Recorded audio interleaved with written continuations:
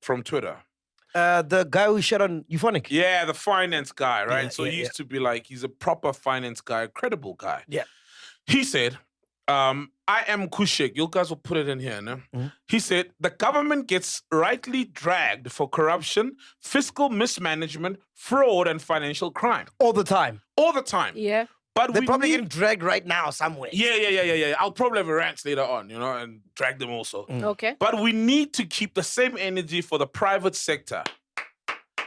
Run by the sharpest minds, engaging in similar activities as the government and politician, but on a bigger scale, using sophisticated financial tools. Mm-hmm.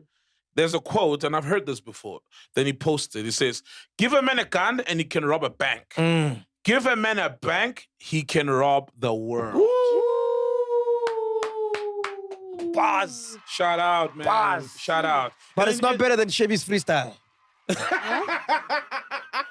And then he recommended some movies to watch. Wall Street. Yes. From 1987. Watch that. Boiler Room. I think you've seen that with Ben Affleck. 2000. American Psycho 2000. Enron 2005. Margin Call 2011. Too Big to Fail 2011. Arbitrage 2012. The Big Short 2015. I've seen that as well. Inside Job 2010. Rogue Trader 1999. And it happens day in, day out, and they get a slap on the wrist. Nothing. Standard Chartered, they are part of this bullshit. And the article says they were making $1 trillion a day. Yeah. Right? All these banks. All these separate banks. $1 trillion a day. And then a Standard Chartered was fined to pay $49 million. No, they were not fined. They said, yeah, we did. Yeah. They admitted and said, how much is the fine? What's $49 million, guys? When like, yeah, we did. Yeah, we did. How much is the fine? 42.5 million. 42.5 million. What is that compared to... There's a huge injustice, man. What they've done. Yeah, and also what Kushib said was that there's obviously regulators who watch, who are meant to police these guys. But the sharpest minds in finance and in industry are not working at these regulators. No. It's like, in the world, the sharpest minds are not the police. No. They're the criminals committing the crime, outsmarting the cops every day for lunch. Yeah. So it's a big, injustice in the world, man. We shit on governments and all these criminals. But these very corporate guys are making hundreds of millions, through crime, essentially. And you wonder who... I wonder Hyde Park were always having tea and lunch.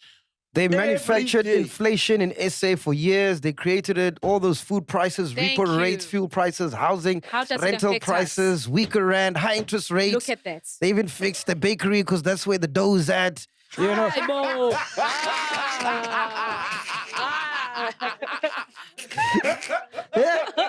These fuckers, man. Bro, and what's sad is nothing's gonna happen to them. Nothing happened to these fuckers. Nothing. They pay a fine. I mean, if I've made R1 billion or 500 million, as an individual, what's a 30, 50 million rand fine? Fine, exactly. You know what I mean? It's and those are the real gangsters of the world. Even there's a guy, Van Sale. He exposes banks for charging black people more interest. Let me Google. Let me find him. You know what I mean? This motherfucker. And who carries the brunt of all these crimes? Us. Just regular people. Maybe sometimes not black people, but just the regular working Joe. EFF on rand manipulation, revoke guilty banks' licenses, prosecute directors, and seize their assets. He's right. He's right. And this has been going on for years, bro. Shut down the fucking thing. But they can't. Those are our presidents, chief. Those are our leaders. Those are the people who run the country. If you got the banks, you run the world, like that guy said, man. It's disheartening, man. It's super disheartening. They're probably laughing at us, man. These are some of the banks involved, yeah? Please correct me if I'm wrong, ne? Fact check. Investec, Capitec, Absa, Standard Bank, Nedbank, First Rand, FNB, RMB. These are all the banks, right? This is all of them. Yep. My fucking goodness. This is all of them. Yeah.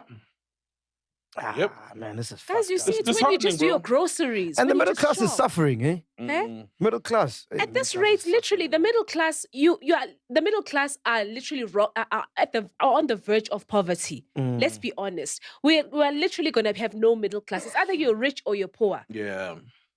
Yes. So, Pio, what do we do, dog? Give us some sound advice. Since